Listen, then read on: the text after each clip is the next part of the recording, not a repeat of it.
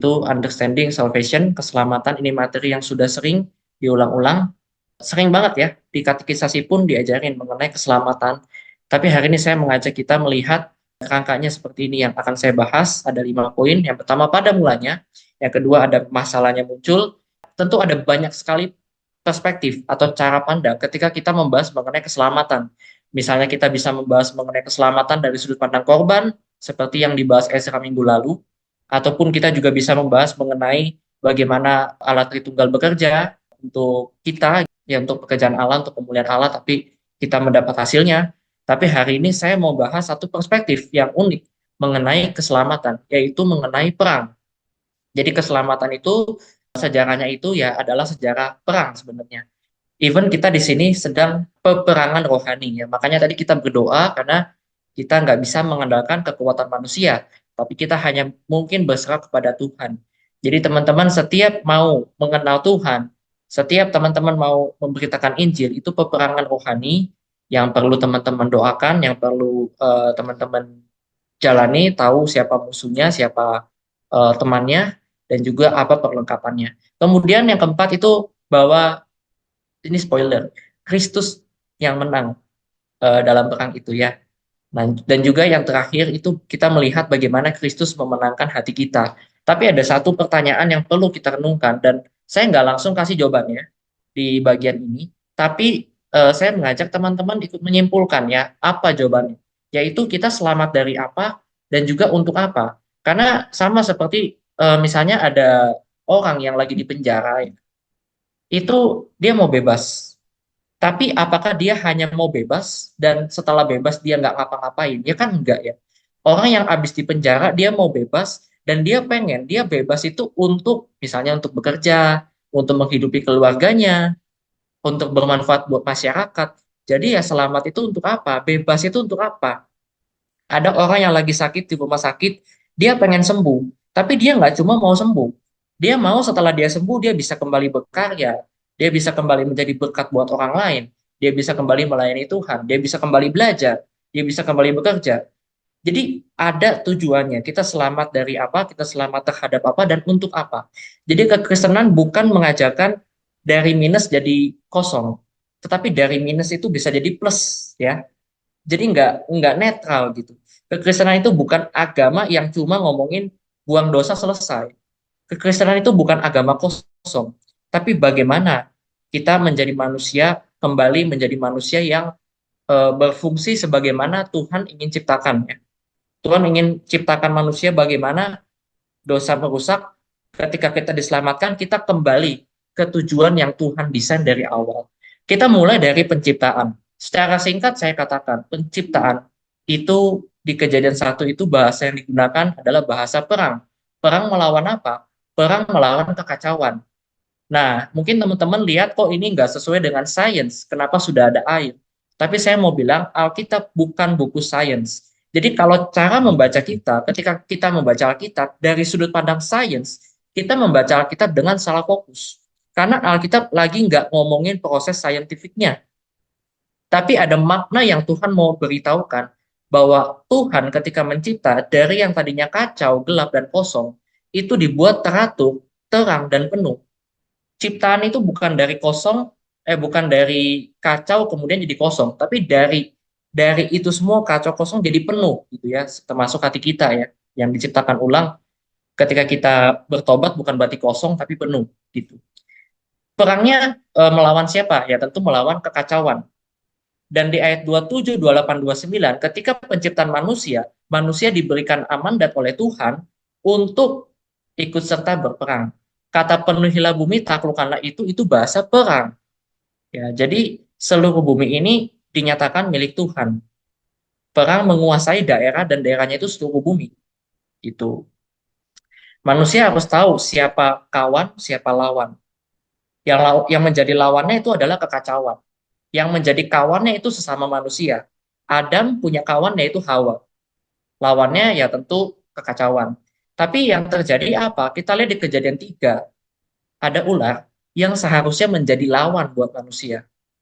Ular ini menggoda Adam dan Hawa. Tapi apa yang terjadi? Ular sebagai lawan dari Adam dan Hawa justru malah dibuat menjadi teman oleh si Adam. Harusnya Adam melawan ular, harusnya Adam menaklukkan ular, harusnya ular itu diusir dari Taman Eden. Harusnya Adam berperang melawan ular itu karena dia lawan. Tetapi Adam dan Hawa malah menjadikan ular itu sebagai teman. Apa akibatnya? Ketika ular dijadikan sebagai teman, maka Adam menjadi musuhnya Tuhan. Dan bukan cuma itu, Adam dan Hawa pun musuhan. Ketika Tuhan bertanya, di manakah engkau kepada Adam? Itu sudah rusak hubungan relasional. Tetapi yang terjadi apa? Mereka semua saling mengkambing hitamkan. Adam menyalahkan Hawa. Dan Hawa menyalahkan ular, Adam menyalahkan Hawa, dan Adam menyalahkan Tuhan. Jadi ini situasi yang harusnya Adam berteman dengan Hawa, malah jadi lawan. Nah ini kebalikan. Jadi rencana Tuhan dari awal, saya ulangi sedikit tadi, beranak cucu betapa banyak, penuhi bumi taklukkan itu. Tuhan menciptakan manusia di Taman Eden yang begitu indah, di luar Taman Eden itu gersang. Ya, manusia ini ketika dikeluarkan dari Taman Eden, mereka susah payah bekerja. Di Taman Eden itu terpelihara, ya sudah ada pohon, buah, dan sebagainya. Di luar itu gersang. Dan manusia diberikan amanat oleh Tuhan untuk menaklukkan, sehingga seluruh bumi itu jadi Eden. Jadi misinya tadi adalah perang supaya seluruh bumi itu jadi Eden. Ya, tapi manusia mana? Ya, kita lihat gagal ya. Tapi kita lihat di Kejadian 3:15. Ini adalah berita good news-nya. Ini adalah Injilnya. Ini adalah kabar baiknya. Karena yang harusnya lawan, Tuhan jadikan lawan. Manusia berteman dengan iblis, Tuhan larang. Tuhan bilang, iblis sekarang bermusuhan dengan manusia. Sedangkan relasi antara manusia yang rusak, itu Tuhan pulihkan. Makanya dibilang keturunan ular dengan keturunan perempuan, itu bermusuhan. Manusia yang di dalam Kristus itu disebut keturunan perempuan, keturunannya Hawa. Lalu muncul kalau kita lihat Kejadian 3 tuh ada tulisan seperti ini.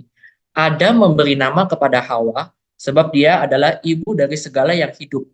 Jadi upah dosa adalah mati, tapi ada pengharapan bahwa di dalam keturunan Hawa itu ada sumber hidup. Karena Adam bukan memberikan nama kepada Hawa sebagai ibu dari segala yang mati, tapi ibu dari segala yang hidup. Ini adalah pemulihan relasi. Yang tadinya Adam musuhan dengan Hawa dijadikan kawan. Yang tadinya Adam dan Hawa berteman dengan iblis kembali dinyatakan permusuhan oleh Tuhan. Dan di sini kita lihat keturunan ular akan keturunan perempuan akan meremukkan kepala keturunan ular, dan keturunan ular hanya akan meremukkan tumitnya. Ini adalah lambang kemenangan Tuhan. Sekaligus ini adalah lambang pengorbanan dari Tuhan. Jadi bagaimana bisa dibayangkan saking kencangnya Tuhan menginjak kepala ular sampai-sampai tumitnya pun retak. Kepalanya sehabis apa di situ? Kepalanya pasti rusak parah. Dan ini adalah janji mesianik yang bisa dibilang pertama, ya, akan datang Mesias yang apa? Yang tentu lahir dari keturunan Hawa, keturunan perempuan. Mesias ini akan menaklukkan musuh. Musuh itu ditaklukkan kepalanya. Ini lambang kemenangan. Next-nya saya akan lihat Kejadian 4, baru dibilang tadi ternyata peperangan berlanjut antara manusia dengan manusia, antara Kain dan Habel. Masalahnya itu sepele. Kenapa dia bukan saya? Itu masalahnya. Masalahnya adalah iri hati. Jadi teman-teman hati-hati ketika kita iri hati, ketika kita salah memandang berkat Tuhan, ketika kita nggak memandang Tuhan, tapi kita memberhalakan berkatnya, dosa sudah memperkosa kita. Jadi hati-hati sekali. Kain berperang melawan Habel. Yang harusnya mereka bukan berperang, yang harusnya mereka itu berkawan, tapi mereka menjadi lawan. Itu sebegitu rusaknya dosa itu. Bagaimana bisa memenangkan perang kalau perangnya itu perang saudara? Jadi sangat disayangkan sekali. Dan ini adalah siasatnya iblis untuk menghancurkan keturunan perempuan. Karena iblis pikir bahwa Habel itu adalah Mesias. Jadi kita lihat ternyata bukan. Nanti Mesias itu akan lahir dari keturunannya Set. Jadi Habel itu cuma umpan yang Tuhan berikan. Jadi ular itu, ya iblis itu tuh mau membunuh keturunan perempuan itu gagal di sini. Kain dibuat musuhan dengan Habel dan dipuncakkan oleh Lamek juga ya. Ya, dia orang pertama yang tercatat punya 2 istri, bayangin. Dan juga dia bahkan lebih parah dari Kain ya. Dia membunuh seorang laki-laki hanya karena ia melukai Lamek. Jadi kerusakan yang terjadi itu makin menjadi-jadi. Ini bukan orang yang bodoh, ini kalau dilihat ini orang bapak semua tukang tembaga dan tukang besi. Ya, ini keluarga yang penuh dengan kebudayaan tinggi. Tapi kebudayaan yang tinggi belum tentu bikin hidup manusia menjadi limpah. Karena dosa itu sudah merusak. Jadi kalau ada yang bilang, yang bisa menyelamatkan kita hanyalah ilmu pengetahuan dan teknologi. Kita lihat ini buktinya. Dosa merusak, peperangan yang dilakukan nggak boleh salah. Kita harus kenal siapa kawan kita. Kita harus kenal siapa musuh kita. Kita nggak boleh sampai salah. Sekarang kita lihat di sini. Di Kejadian pasal 15. Ini Tuhan beritahukan kepada Abraham mengenai peperangan yang lebih lanjut. Bahwa keturunan Abraham, yaitu bangsa Israel, itu akan diperbudak oleh Mesir. Mesir menjadi lawan mereka. Siapa ke Mesir? Mesir ini adalah bangsa yang tidak mengenal Tuhan. Sedangkan Israel adalah bangsa yang Tuhan pilih untuk menjadi saluran berkat buat bangsa-bangsa lain yang mengenal Tuhan. Jadi antara Israel punya lawan ya, Israel itu melawan Mesir. Mesir ini negara yang superpower, bangsa yang adik kuasa, bangsa yang teknologinya maju, bisa bikin piramid, nggak tahu caranya gimana, itu sudah semaju apa ya zaman kuno dulu. Bangsa Israel itu budak statusnya, nggak bisa punya perlawanan apa-apa. Jadi nggak mungkin mereka bebas. Omong kosong mereka bisa bebas. Tapi lihat, ternyata bangsa Israel bisa bebas melawan Mesir. Karena ada perang. Dan perang itu siapa yang kerjakan? Ya, kita tahu Tuhan tentunya. Di sini udah dibilang. Tuhan berperang memberikan 10 tulah buat Mesir. Untuk menelanjangi satu persatu dewa Mesir saat itu. Mana katanya dewa apa? Saya nggak hafal nama-nama dewanya itu banyak ya. Mana katanya dewa kesuburan? Kenapa bangsa Israel bisa beranak dengan banyak? Gitu ya, mana dewa perang? Saya nggak hafal dewa-dewa Mesir, nanti teman-teman bisa cari. Tapi kalau boleh saya simpulkan, satu persatu dewa-dewi hebat yang dipercayai oleh Mesir itu dihancurkan melalui tula-tula yang Tuhan berikan di sini.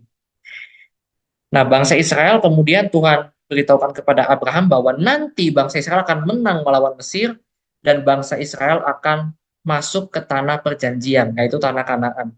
Ini adalah tanah yang lagi diperebutkan oleh Israel sekarang dengan Palestina sekarang. Ini tanah yang berlimpah-limpah susu dan madunya. Ada gambaran Taman Eden di taman tersebut. Tapi kenapa nunggu 40 tahun? Ya karena kehujanan penghuni tanah itu belum genap. Jadi Tuhan sabar sekali menghadapi musuhnya. Jadi jangan pikir loh, kok Alkitab banyak bahas perang ya? Kenapa orang Israel boleh menghabiskan, meluluh lantakan penduduk Kanaan satu persatu? Karena mereka berdosa dengan gila-gilaan di tanah yang Tuhan mau sucikan. Dan Tuhan udah sabar loh sama mereka. 40 tahun dikasih waktu. Mereka nggak bertobat juga. Sampai akhirnya Tuhan mengirim bangsa Israel untuk menghancurkan mereka di situ. Nah, ini peperangan yang Tuhan menangkan. Dan di Keluaran pasal 12, ini ketika bangsa Israel mau udah keluar ya dari Mesir, mau keluar dari Mesir, saya mau highlight di ayat yang ke 36.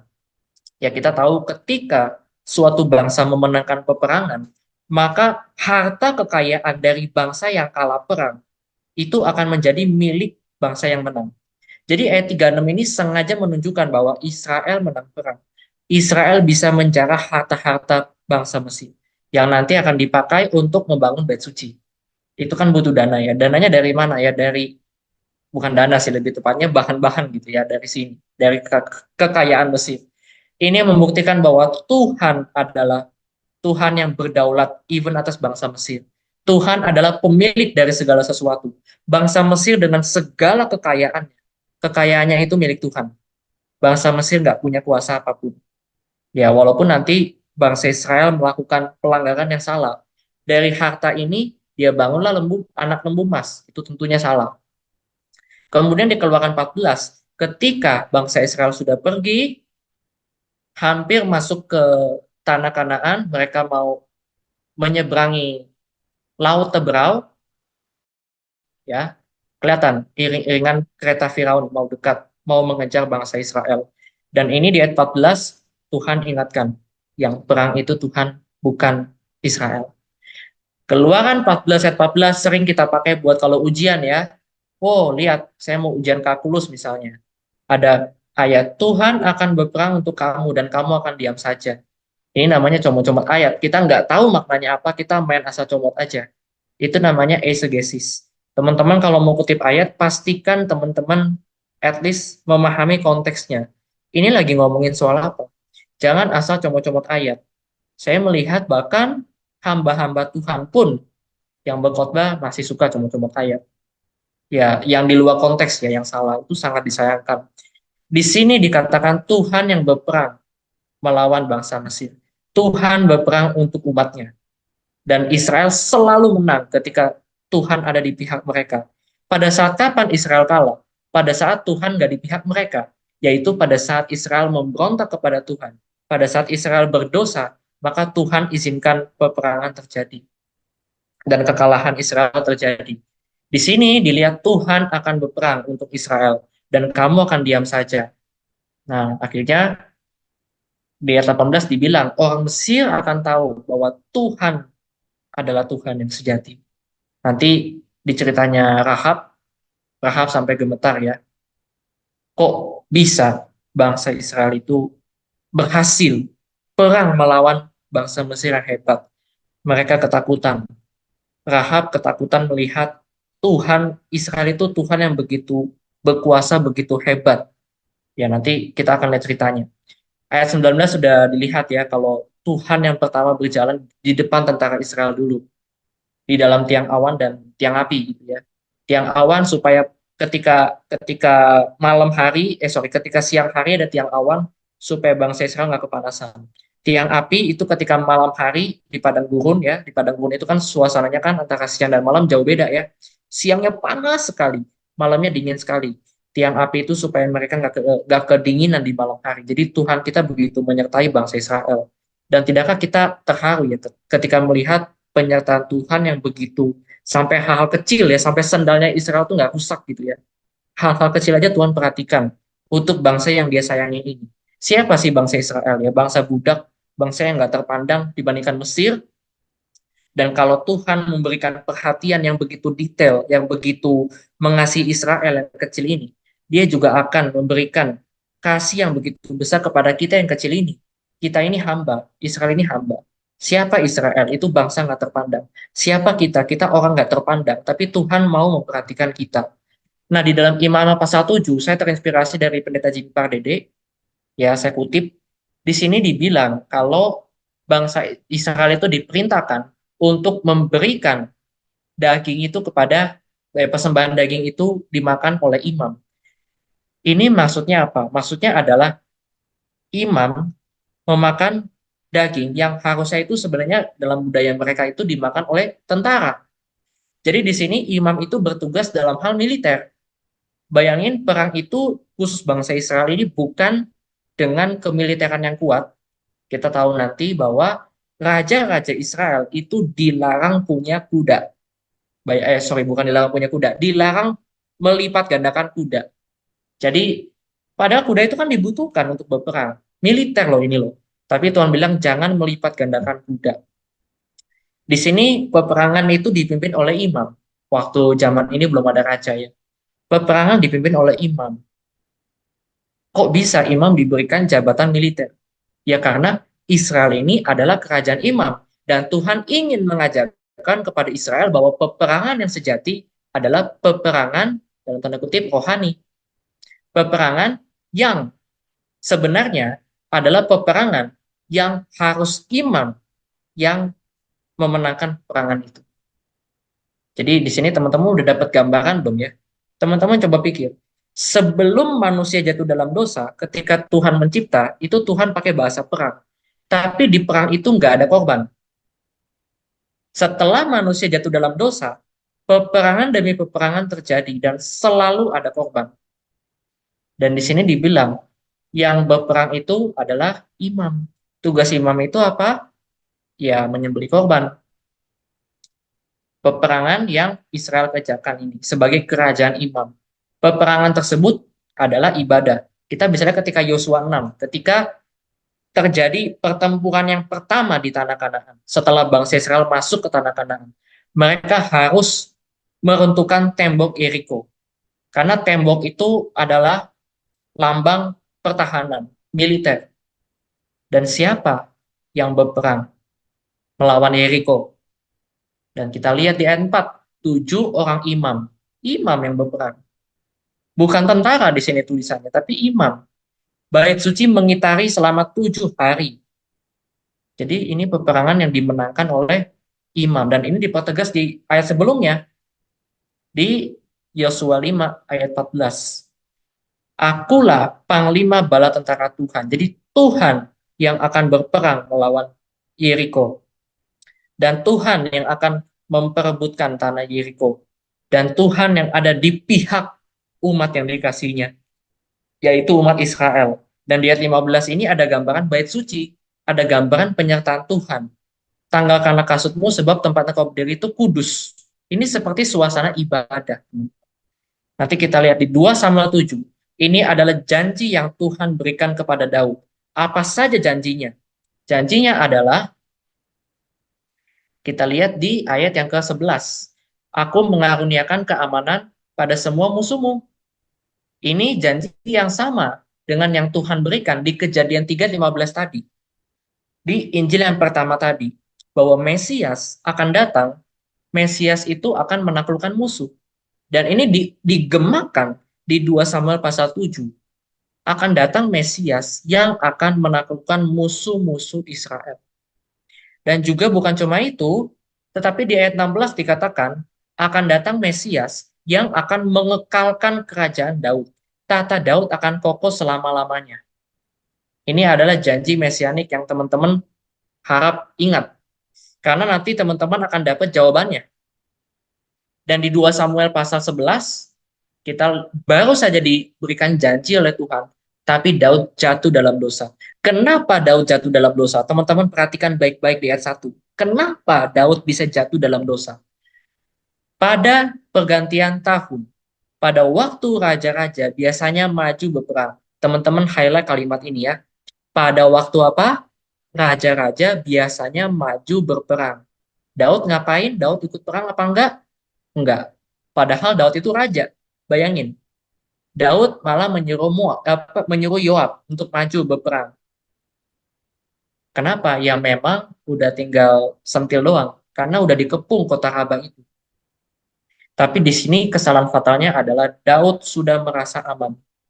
Ketika harusnya kita berperang, tapi kita sudah merasa aman, disitulah kita jatuh. Dan seringkali kita terjadi, mungkin kita jatuh bukan di saat kita merasa kita lemah iman, atau kita merasa kita lemah rohani. Mungkin kita jatuh di saat kita kuat. Mungkin kita jatuh di saat kondisi yang baik-baik saja, karena kita sudah merasa aman. Maka hati-hati, kita, ya komunitas Kristen, ataupun gereja, ataupun lembaga Kristen, ataupun PMK, ataupun LP, ataupun apapun itu, hati-hati ketika kita sudah merasa aman. Karena justru pada saat itu kita rentan jatuh, dan itu sudah terbukti di 2-11. Daud jatuh bukan ketika dia berperang, tapi ketika dia sudah merasa aman, dan nggak perlu berperang. Dia berzinah dengan istri Uria, padahal udah dibilangin oleh orang. Itu istri orang. Dijelasin ya, di ayat 3. Itu adalah Batseba binti Eliam, istri Uria, anak buahnya Daud. Orang Het itu. Itu istri orang loh Daud gitu ya. Dan akibatnya fatal. Daud jatuh, dan bukan cuma jatuh saat itu, Daud menutupi kejahatannya. Sampai-sampai dia sengaja adain perang yang harusnya nggak perlu. Ini udah tinggal ngepung kota Rabah. Harusnya sekali jalan itu udah menang. Tapi untuk menutupi dosanya Daud, karena takut dikira loh kok cuma Uria doang yang mati. Habis itu penyerangan berakhir. Setelah Uria mati, sengaja Daud suruh atau strategi, ayo serang lagi. Akhirnya makin banyak orang yang mati. Ini jahatnya Daud. Satu dosa kemudian merembet ke kejahatan yang berikutnya. Ada satu dosa dan itu ditutupi oleh dosa-dosa yang lain. Sampai banyak. Ini yang terjadi ketika kita tuh merasa udah aman. Udah nggak perlu perang lagi. Dan ini kembali saya mau mau mengajak kita melihat Mazmurnya Daud ya. Mazmur 110 ini adalah kutipan yang paling sering dikutip dari Perjanjian Lama. Di kitab Mazmur ini yang paling sering muncul di Perjanjian Baru. Mazmur Daud, demikianlah firman Tuhan kepada Tuanku. Dari sini teman-teman ada keanehan nggak? Firman Tuhan kepada Tuanku. Siapa Tuan? Tuanku. Ini Daud lagi ngomongin siapa? Daud itu lagi ngomongin keturunannya Daud. Ya, Daud tuh lagi ngomongin keturunannya Daud. Tapi kenapa dia manggil keturunannya dengan kata Tuhan? Siapa yang lebih besar? Harusnya kalau Daud ngomong Adonai atau Adoni, berarti itu merujuk kepada atasannya Daud. Alias yang ada lebih dulu sebelum Daud ada. Jadi keturunannya itu adalah yang akan datang setelah Daud, sekaligus yang sudah ada sebelum Daud ada.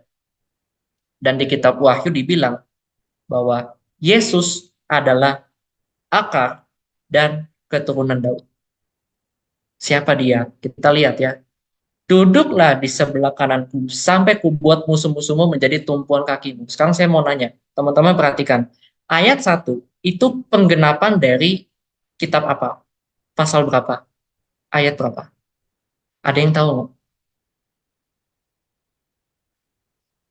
Mazmur 110 ayat 1 sedang menggenapi ayat sebelumnya, yaitu Kejadian pasal 3 ayat 15.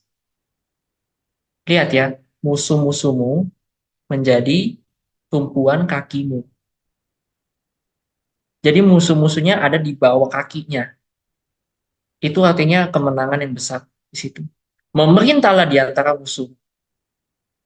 Ini luar biasa. Tuhan ayat 5 ya, Tuhan ada di sebelah kananmu, ia meremukkan raja-raja. Ini lagi-lagi Kejadian 3:15 teman-teman. Ia menghukum bangsa-bangsa sehingga mayat-mayat bergelimpangan. Inilah Mazmur 110 ayat 1. Dan saya kembali ke 1 Raja-Raja 11. Ini adalah awal dari kejatuhan Salomo. Kejatuhan Salomo bukan mulai ketika melakukan blunder yang parah-parah amat. Ini mungkin blunder yang kelihatannya nggak terlalu parah untuk zaman sekarang juga ya. Yaitu Raja Salomo mencintai perempuan yang nggak mengenal Tuhan. Yaitu perempuan dari bangsa asing. Padahal Tuhan udah bilang, ya tua ya, Tuhan udah pernah ngomong, jangan bergaul dengan bangsa asing. Mereka nggak kenal Tuhan. Kalau kamu bergaul dengan bangsa asing, pasti kamu condong hatinya. Dan pasti kamu akan menyembah berhala. Tapi Salomo tetap mencintai wanita-wanita yang nggak kenal Tuhan. Jadi hati-hati ya teman-teman, mau pacaran beda agama, kita lihat akibatnya di Salomo ini, yaitu bangsa Israel pecah jadi dua. Teman-teman bayangin deh, akibatnya semengerikan itu, gitu. Jangan jangan coba-coba. Gitu. Jangan-jangan rumah tanggamu pecah jadi dua, gitu ya. Masih mending rumah tangga. Kalau lebih besar lagi bagaimana? Ini raja yang jatuh, maka kerajaan pecah jadi dua. Nah, kenapa Salomo menikahi wanita asing? Mungkin juga karena dia mencari keamanan, supaya dia bisa mengumpulkan kekuatan kalau ada bangsa lain yang mau berperang melawan Israel. Dan Tuhan marah. Kenapa? Harusnya Salomo mengandalkan Tuhan dan bukan mengandalkan pertolongan dari bangsa-bangsa lain. Dan di sini nanti kita lihat kejatuhan bangsa Israel ya. Pertanyaannya, apakah Salomo adalah Mesias? Jelas bukan. Tadi kita udah lihat Daud ya. Tuhan udah bilang kerajaan Daud akan kokoh selama-lamanya, tapi Daud mati. Maka nggak mungkin kokohnya kerajaan Daud itu dilaksanakan oleh Daud, karena Daud mati. Daud bukanlah Mesias. Salomo bukan Mesias juga. Karena Salomo gagal di dalam, ya udah jelas gagal ya, bikin Israel akhirnya setelah itu pecah gitu ya. Dan raja-raja setelah itu bagaimana? Sampai zamannya raja terakhir, yaitu Raja Yoyakin, ya yang ada hanyalah kondisi yang rusak, nggak ada harapan. Sampai ketika bangsa Babel datang, Israel dibuang ke Babel, kemudian dari Babel itu mengangkat Zedekia menjadi Raja Israel. Setelah itu sudah terakhir Nabi Maleaki Kemudian 400 tahun nggak ada siapa-siapa, tiba-tiba ada suara berseru-seru dari padang gurun. Bertobatlah, kerajaan Allah sudah dekat.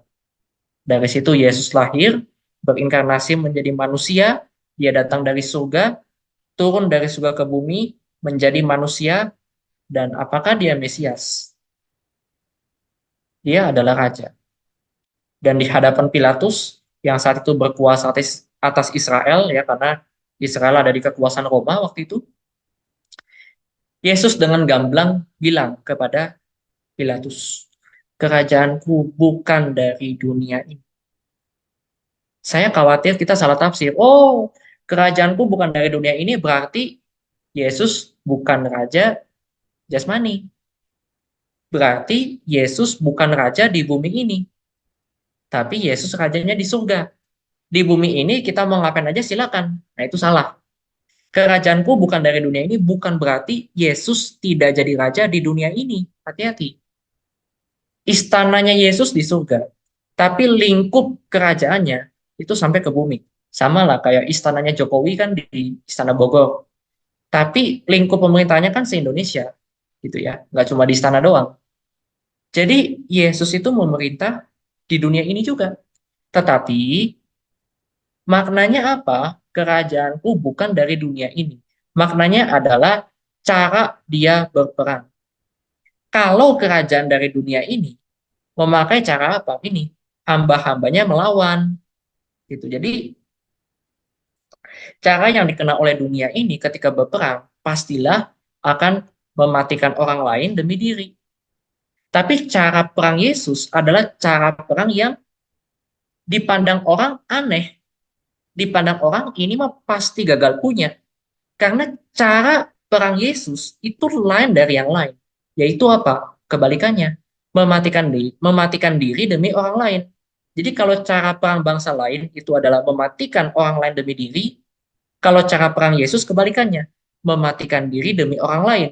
Dan inilah cara perang model baru yang bikin Pilatus kaget juga, terheran-heran. Tapi sayangnya dia nggak mengikuti Yesus gitu ya. Jadi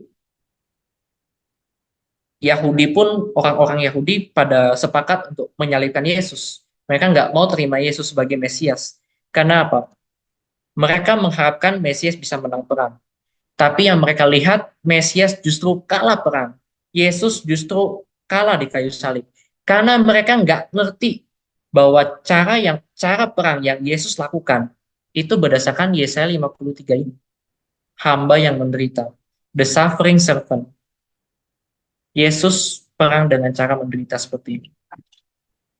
Dia tidak tampan, semangatnya pun tidak ada, dia dihina dan dihindari orang, dia sengsara dan penuh kesakitan karena kita ya. Dia menderita karena kita. Tetapi sesungguhnya penyakit kita lah yang ditanggung. Kesengsaraan kita yang dipikulnya. Jadi dia sengsara karena kita. Dia dianggap kena tulah itu karena kita. Karena bangsa-bangsa di luar Israel. Karena ya kita ya, bangsa-bangsa lain itu. Cinta Tuhan yang besar buat bangsa lain itu membuat Tuhan rela menderita. Tuhan rela turun ke tempat paling bawah menjadi manusia untuk menderita. Tapi lihat apa yang terjadi. Kita sesat seperti domba dan Tuhan telah menimpakan kejahatan kita sekalian. Semua kejahatan kita dipikul oleh Kristus. Karena dia adalah pemimpin kita. Dia adalah raja kita. Dan raja yang sejati di sini itu digambarkan sebagai raja yang mau memikul beban yang paling berat yang kita nggak bisa pikul. Serahkan itu semua kepada pemimpin kita, yaitu Kristus. Itu yang Yesus ajak buat kita.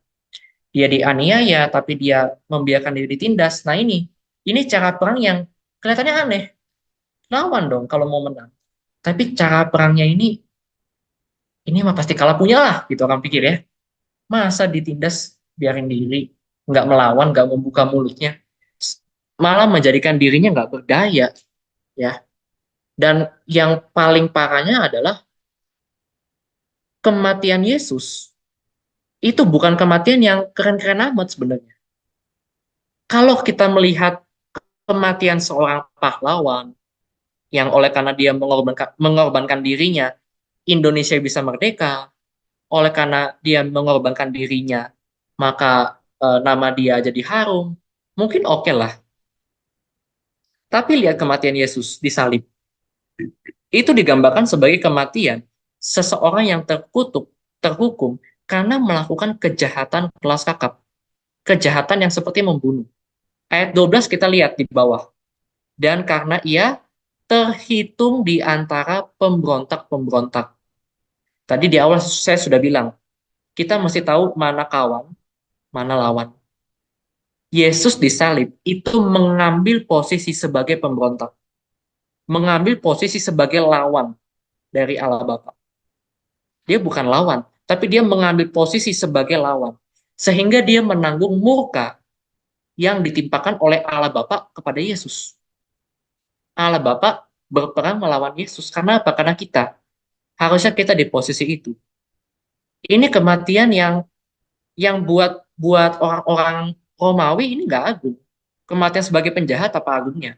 Teman-teman kalau melihat orang ketangkep dengan pakaian rompi oranye, koruptor, terus dihukum mati misalnya, itu kan ya memalukan lah ya, aib lah ya. Apalagi ini disalib. Tujuannya supaya semua orang bisa lihat. Disalib tinggi-tinggi supaya dipertontonkan oleh banyak orang. Ini benar-benar ditelanjangi dan dipermalukan. Tapi cara itu yang justru berhasil. Kita nggak tahu kenapa. Ya kita tahu akhirnya kenapa. Karena sebenarnya musuhnya adalah upah dosa, yaitu maut, kematian. Kematian Yesus adalah kematian yang mematikan mati. Peperangan Yesus itu menghabiskan kerajaan iblis yang terus berusaha membawa banyak orang menuju maut. Tapi ketika Yesus disalib, maut dikalahkan oleh kebangkitan Yesus. Inilah kemenangan yang sejati, karena musuh yang terbesar itu sudah dikalahkan. Buat orang ini bodoh, ini kelemahan. Kita mengerti ini dalam alat Tritunggal. Alat Tritunggal itu adalah kasih, even sebelum dia mencipta manusia. Sebelum manusia ada, dia sudah saling mengasihi. Mereka sudah saling mengasihi. Maka kasihnya itu ada dari kekekalan. Lalu dari kasih itu, mereka mau mengekspan kasih itu. Sehingga manusia yang dicipta itu bisa menikmati kasih yang mereka saling bagikan di antara relasi trinitarian. Jadi dari kasih kemudian power. Kasihnya ini yang menjadi landasan untuk power dominasinya. Yang dipertontonkan oleh Allah Tritunggal adalah kasih. Sedangkan Allah Unitarian, kalau kita percaya, ada orang Kristen yang percaya Unitarian, satu Allah itu satu pribadi, satu esensi. Allah ya satu pribadi doang. Maka sebelum dia mencipta manusia, dia harus sebelum dia mencipta manusia, dia harus mencipta dulu, baru bisa mengasihi. Karena nggak ada objek. Dia cuma sendiri, dia mau mengasihi siapa? Maka power dulu, baru kasih. Kalau Allah Tritunggal, kasih dulu, baru power. Dan bukankah ini adalah pertunjukan kasih yang paling besar, sekaligus ketiadaan power yang paling besar? Disalib, Yesus powerless. Disalib, sama sekali bukan kekuatan yang dipertontonkan. Tapi justru ini paradoksnya. Karena kepowerlessan salib ini, itu justru powerfulnya Tuhan kita. Bahwa musuh yang paling besar, peperangan yang sejati, itu telah dikalahkan, dimenangkan oleh Kristus di kayu salib. Ini kita nggak ngerti. Kalau Tuhan berdaulat, kenapa perlu pakai salib? Ya justru salib itu menunjukkan kedaulatan Tuhan. Kenapa? Karena salib itu mengubah sesuatu yang paling-paling rendah, yang paling-paling hina, itu menjadi paling-paling mulia. Sekarang kalau orang lihat salib, itu perspektifnya berubah. Zaman dulu orang lihat salib itu begitu hina. Sekarang kita bisa bangga memakai kalung salib. Kenapa? Karena powerfulnya salib mengubah yang paling hina. Kita yang hina itu diubah menjadi mulia oleh karena salib Kristus. Tetapi sayang, orang-orang Israel itu terus mencari Mesias, tapi mereka nggak ketemu. Orang Yunani terus mencari, ya bukan Mesias namanya ya, tapi entah apalah itu, nggak ketemu. Ya, Baca ayat yang ke-22. Coba kita baca ya, teman-teman. Fokus ke ayat 22. Orang-orang Yahudi menghendaki tanda, dan orang-orang Yunani mencari hikmat. Perhatikan baik-baik. Tetapi kami memberitakan Kristus yang disalibkan. Untuk orang-orang Yahudi suatu apa? Suatu batu sandungan. Dan untuk orang-orang bukan Yahudi suatu kebodohan. Teman-teman perhatiin baik-baik deh. Orang Yahudi mencari tanda. Tanda apa? Orang Yahudi itu mencari tanda. Mana Mesiasnya? Kalau dia Mesias, harusnya dia bisa menang perang dong. Harusnya dia bisa bisa menyingkirkan pemerintahan Romawi yang berkuasa atas Israel dong. Harusnya Israel bisa bebas dong dari Romawi. Kenapa justru Yesus malah kalah sama Pontius Pilatus? Yesus malah kalah sama Romawi. Yesus dihukum sama Romawi. Maka orang-orang Yahudi ini nggak relate, nggak dapet tanda. Dan orang-orang Yunani itu mereka punya pandangan yang lain. Orang Yunani itu membanggakan hikmat. Filsafat-filsafat muncul dari Yunani. Dan hikmat itu dipersonifikasi di dalam dewi mereka, yaitu Dewi Athena. Nah, Dewi Athena ini Dewi hikmat sekaligus Dewi perang. Artinya apa? Kalau mau perang, supaya menang, ya perlu hikmat. Supaya bisa atur strategi dengan baik. Butuh hikmat untuk berperang. Tapi apa yang terjadi pada Yesus? Yesus dipertontonkan sebagai orang yang kalah perang. Raja yang kalah perang. Kalau dia adalah raja yang kalah perang, ya berarti dia nggak berhikmat. Mana hikmatnya? Kalau dia berhikmat, berarti harusnya dia menang terhadap peperangan ini. Dia malah digantung di salib. Kok bisa?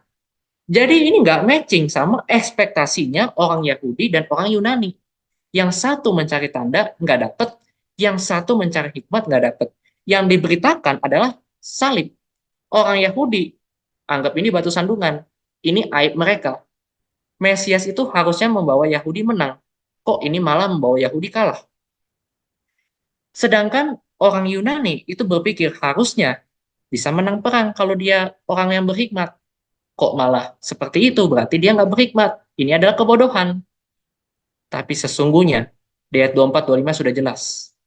Yang orang Yahudi anggap batu sandungan itu sebenarnya tanda yang sejati. Dan yang orang Yunani anggap itu bodoh, sebenarnya itu hikmat sejati. Bersyukur kalau kita bisa tahu. Tapi kalau kalau orang nggak bisa tahu karena nggak diberi anugerah Tuhan. Kita ayat 21 ya, coba ayat 21 kita lihat. Oleh karena dunia dalam hikmat Allah nggak mengenal Allah oleh hikmatnya, maka Allah berkenan menyelamatkan mereka yang percaya oleh kebodohan pemberitaan Injil. Pemberitaan Injil itu dianggap kebodohan. Teman-teman ketika memberitakan Injil itu malu. Malu. Zaman sekarang itu kita pamer dosa nggak malu. Iya kan? Coba teman-teman lihat pergaulan hidup teman-teman.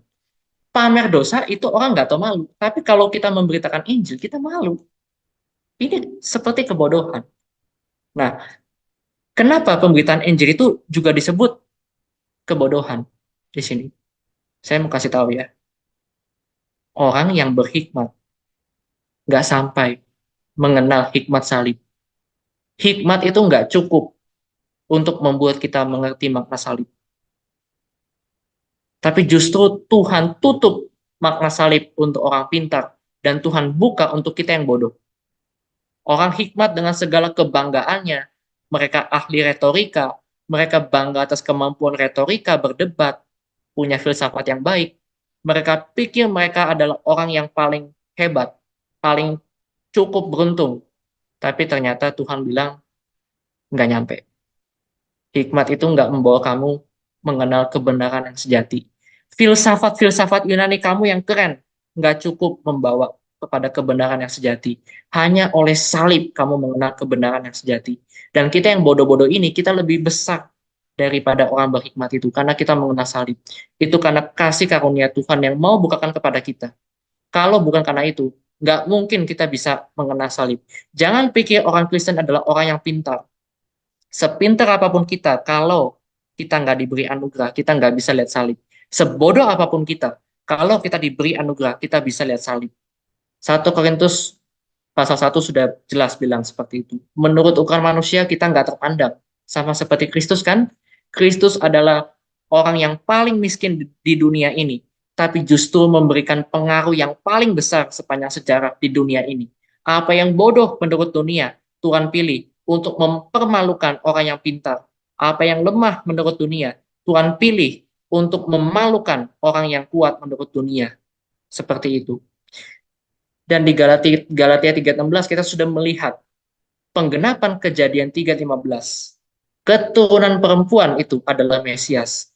Dan di ayat 16 ini dikonfirmasi secara grammar, secara gramatikal, itu akurat. Bangsa Israel yang adalah keturunan-keturunannya jamak gagal. Tapi Yesus singular sebagai Israel yang sejati itu berhasil. Jadi Alkitab ini konsisten sepanjang perjanjian lama dan perjanjian baru. Dan di 1 Korintus pasal yang ke-15, kemenangan Kristus sudah diberitakan. Kebangkitan itu ya, maut telah ditelan dalam kemenangan. Hai maut, di manakah kemenanganmu? Hai maut, di manakah semangatmu? Ini adalah kalimat ejekan. Ini ada lagunya. Handel bikin lagu ayat 55 ini, Odette, where is thy sting, itu seperti nada mengejek. Ya, karena maut sudah nggak berkuasa lagi. Dan di Efesus pasal yang mana mouse-nya? Oh ini. Dan di Efesus pasal yang keempat, iya, yang naik berarti ia telah turun ke bagian bumi yang paling bawah. Ini yang membuat saya percaya kepada Yesus. Selama kita belum mengenal Yesus, kita terus berusaha naik kepada Tuhan, tapi nggak bisa. Ketika kita mengenal Kristus, kita tahu bahwa bukan kita yang naik, tapi Tuhan yang turun ke bumi yang paling bawah, menjadi level hamba, menjadi level di bawah manusia. Hamba itu nggak dianggap ya, benar-benar di bawah manusia, untuk membawa kita kepada Bapa. Dan di Efesus pasal 6 ayat 12 dibilang, perjuangan kita bukan melawan darah dan daging. Kita nggak lagi melawan bangsa Mesir. Kita nggak lagi melawan bangsa Kanaan. Ya, kita nggak lagi melawan bangsa Romawi.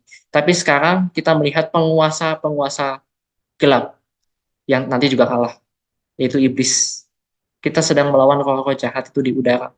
Maka dari itu kenakanlah perlengkapan senjata Allah, firman Allah, dan doa. Karena itu kita bukan mengandalkan diri kita sendiri. Ini bahasa perang ya di Efesus pasal 6 ini. Ini Tuhan yang berperang buat kita, perlengkapan-perlengkapan perang ini. Kemudian di Yesaya pasal 59 ini ya, ini maksudnya Efesus 6 ini penggenapan dari Yesaya 59. Kemudian di kitab Wahyu pasal 5, kita melihat bahwa ada gulungan kitab yang isinya penghakiman. Kalau mau tahu isinya, itu terlampir di Wahyu pasal selanjutnya, pasal berikutnya. Siapa yang bisa buka meterai ini? Yohanes menangis karena nggak bisa buka semuanya, tapi ternyata dikatakan ada yang bisa, yaitu singa dari Yehuda, yaitu tunas Daud yang sudah menang. Terus mungkin pikir, oh, yang tunas Daud yang menang ini raja, dia mengendarai kuda. Ternyata salah. Raja itu adalah anak domba yang disembelih. Wah, kita langsung kaget. Raja kok kayak gini? Raja itu adalah anak domba yang menderita untuk umatnya. Ini perspektif bikin kita kaget sekali loh. Dan kenapa Yesus doang yang boleh buka? Saya mau kasih satu jawaban ya, teman-teman dengarkan. Yesus doang yang bisa membuka gulungan kitab penghakiman ini. Karena dia adalah penggenapan dari apa yang tertulis di gulungan kitab itu. Gulungan kitab itu, di kitab Wahyu, itu semuanya merujuk kepada perjanjian lama. Kalau kita baca Wahyu, itu bukan cerita mengenai ramalan masa depan. Tapi ini cerita rangkuman dari perjanjian lama. Terjadinya bisa past, present, atau future. Ya, itu rangkuman lah. Jadi kenapa cuma Yesus yang boleh buka? Karena dia yang menggenapi seluruh janji perjanjian lama. Dia adalah Mesias itu. Ya.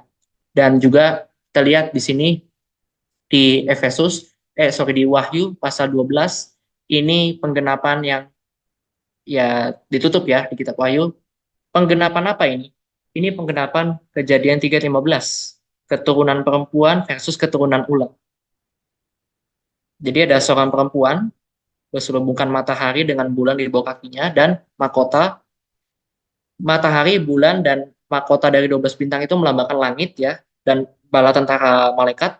Perempuan ini melambangkan kita sebagai umatnya Tuhan. Kita sedang mengandung dalam keluhan, dalam penderitaan. Ini seperti Roma 8 ya. Kita sedang menderita, dan tampaklah suatu tanda yang lain di langit. Jadi ada naga merah, ini adalah ular itu ya.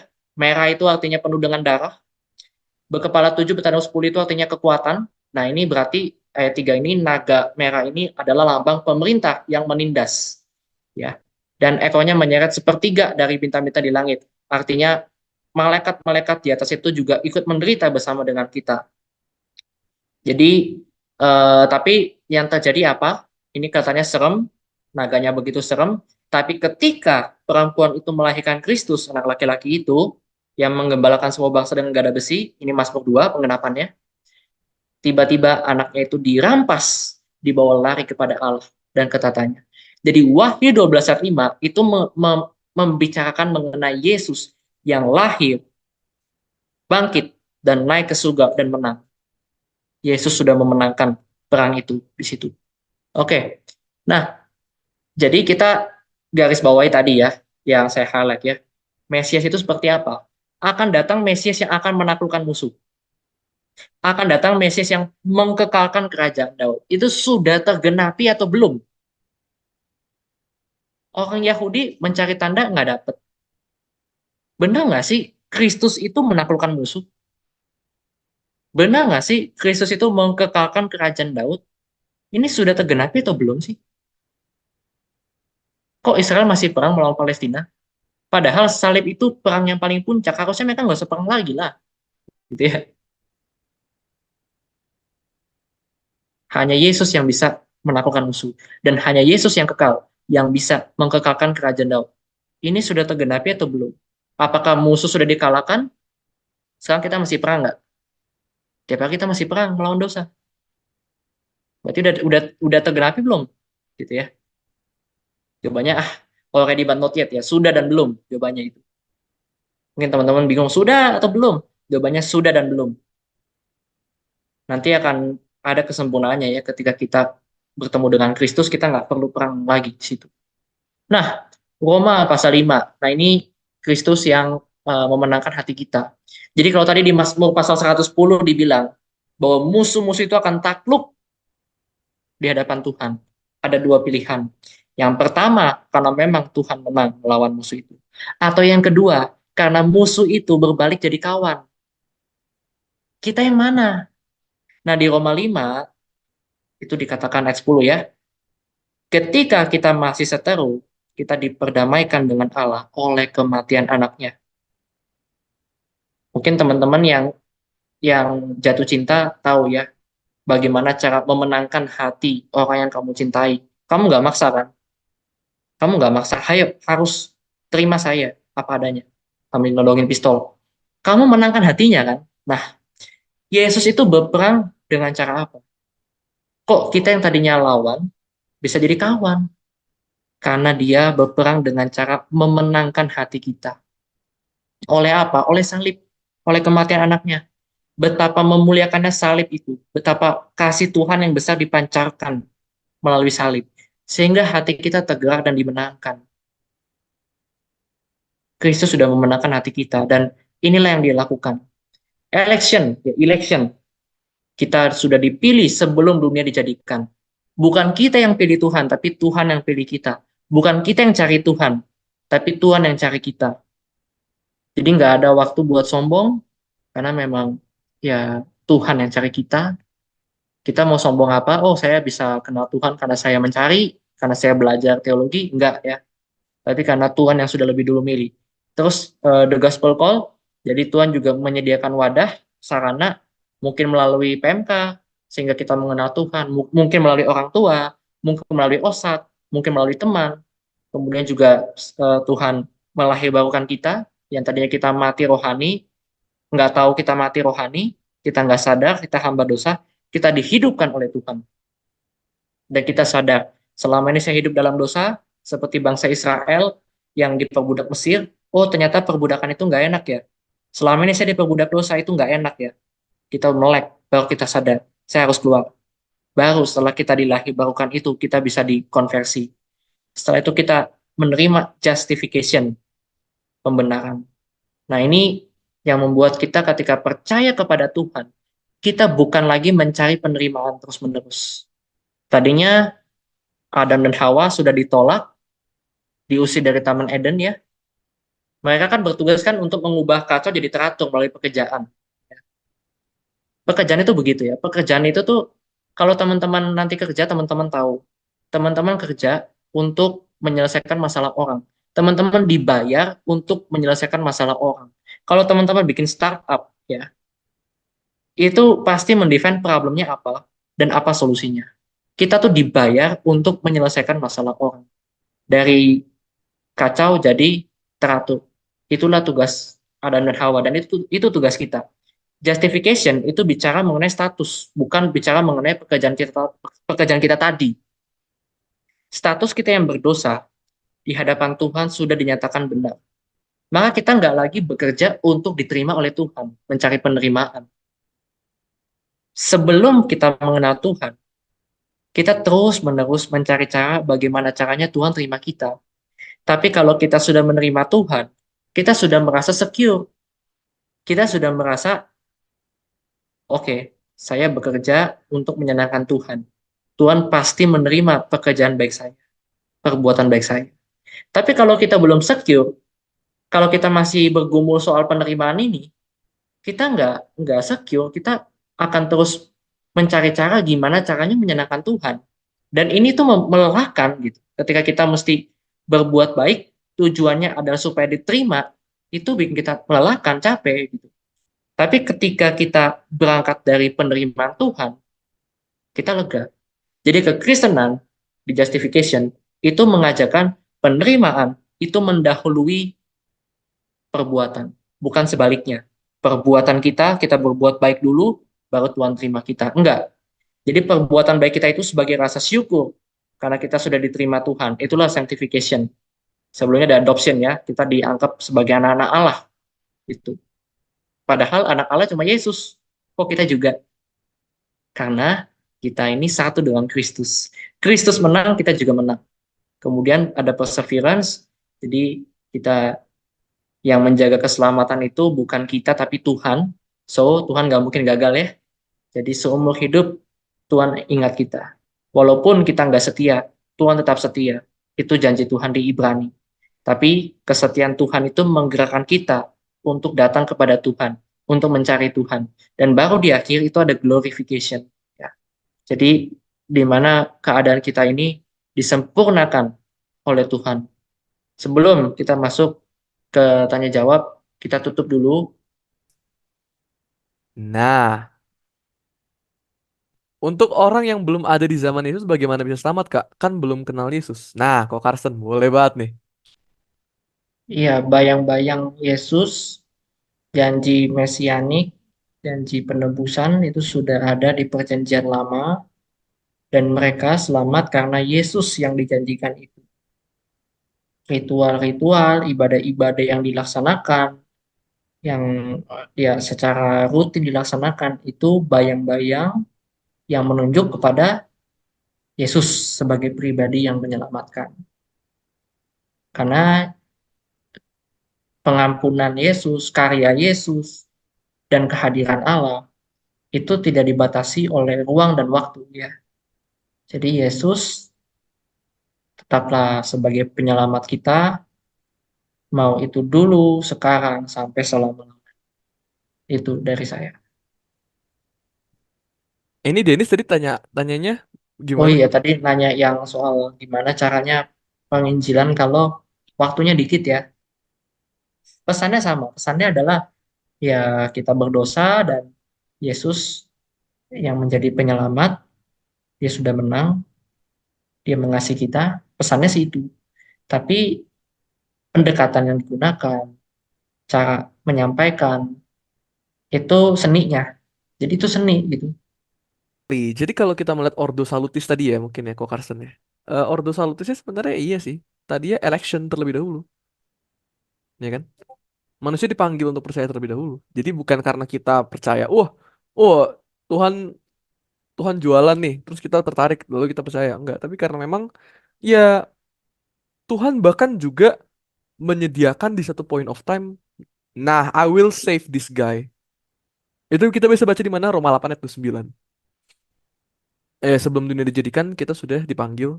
Ya, intinya orang-orang yang dipilih sudah ditentukan gitu. Mungkin kok Carson ada yang mau nambahin. Ini doktrinnya doktrin eleksi ya. Jadi apa namanya, pemilihan yang tidak berkondisional. Silakan kok Carson. Jadi untuk orang yang diselamatkan itu bukan soal adil atau nggak adil. Itu soal Tuhan beranugerah. Banyak orang lebih baik dari saya, tapi kok saya yang dipilih? Saya nggak tahu. Itu cuma ada pertanyaan doang, nggak ada jawabannya. Kalau tahu lagu Why Have You Chosen Me? Itu lagu nggak ada jawabannya. Itu cuma pertanyaan doang. Bahkan pertanyaannya makin parah, makin ditanyakan. Karena abis Why Have You Chosen Me? You know all the wrong that I have done. Apa sih yang bisa bikin, apa sih faktor yang bisa membuat Tuhan pilih kita? Kan kita orang yang berdosa, kita orang yang banyak salah, banyak kejahatan. Sedangkan banyak orang lebih baik dari kita. Tapi kok Tuhan pilih kita? Ya ini yang kita kita tanya tapi emang nggak ada jawabannya. Ini cuma bisa membuat kita kagum dan ini bisa membawa kita kepada kesimpulan bahwa ini soli Deo Gloria ya. Maksudnya dari Tuhan, oleh Tuhan dan untuk Tuhan segala kemuliaan. 0% usaha kita. Kita nggak bisa bilang saya karena saya berbuat baik atau karena saya percaya bahkan ya. Bahkan karena saya percaya makanya saya selamat. Bahkan kita nggak bisa ngomong gitu.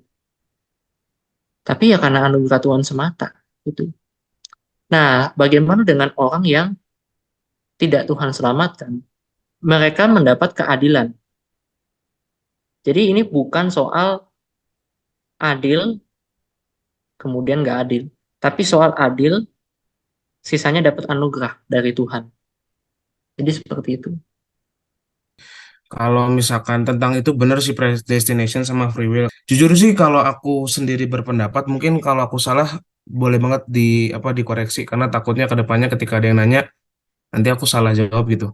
Kalau menurut pendapat aku sendiri sih walaupun memang banyak yang dipanggil tapi sedikit yang dipilih itu malah justru menurutku mencerminkan free will sih Kak. Kenapa ya? Karena kalau menurut aku kayak Tuhan memang bukan bukan kita itu sudah ditentukan misalkan kita masa depan kita seperti ini tapi Tuhan membiarkan kita memilih mungkin banyak orang yang bilang loh kok kamu berarti bisa ngatur jalan berpikirnya Tuhan bukan begitu tapi Tuhan allow atau Tuhan mengizinkan kita untuk memilih sesuai dengan kehendak kita kehendak kita ya, jadi kayak kalau aku gambarin sama temanku dulu kayak gimana ya, kayak kita tuh gali terowongan kita gali terowongan pasti ketemu cabang ada tiga misal ada kanan kiri dan tengah. Nah mungkin kalau dari teman aku berpendapat Tuhan udah tahu duluan kita pasti ngambil kiri kanan atau tengah.